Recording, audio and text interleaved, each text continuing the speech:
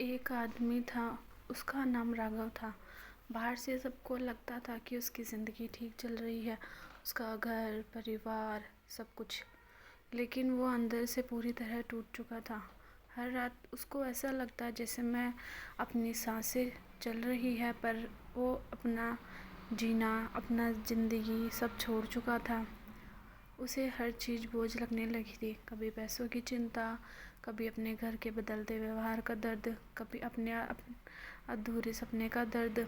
एक रात वो सब कुछ छोड़ के जंगल की ओर जाने लगा।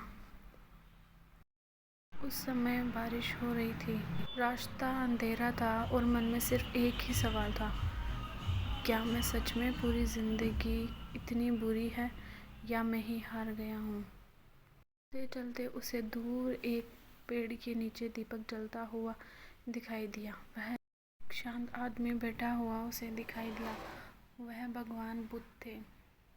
राघव उनके पास गया और रोता हुआ बोला, मैं थक गया हूँ, हर दिन नई परेशानी, कभी खुशी टिकती नहीं। भगवान, आखिर मेरी ज़िंदगी में इतना दुख क्यों है। बुद्ध मुस्कुराए। उन्होंने पास रखा एक गिलास उठाया, उसमें पानी भरा और एक मुट्ठी नमक डाल दिए। फिर बोले, इसे पीकर बताओ कैसा है। राघव ने पानी पिया और तुरंत बोला, बहुत कड़वा है।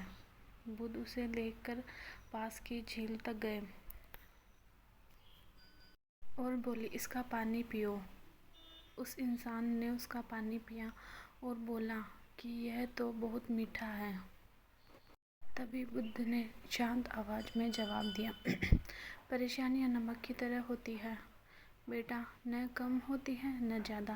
फ़र्क सिर्फ इतना होता है कि मन में तुम्हारे गिलास जितनी छोटा है या झील जितना विशाल।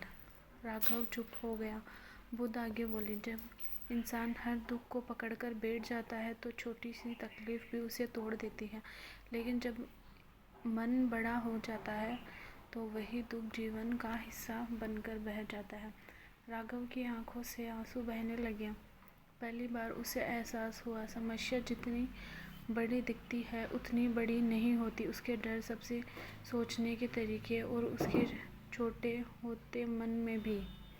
उस रात बारिश अब भी हो रही थी। राघव के मन के अंदर का तूफान शांत हो चुका था और जाते जाते बुद्ध ने उससे सिर्फ एक बात कही, जीवन में दुख नहीं, दुख को देखने का तरीका इंसान को तोड़ता है। उस दिन के बाद राघव की परिस्थितियाँ ख़त्म हो गई और लेकिन अब वह खुद ख़त्म होना छोड़ दिया।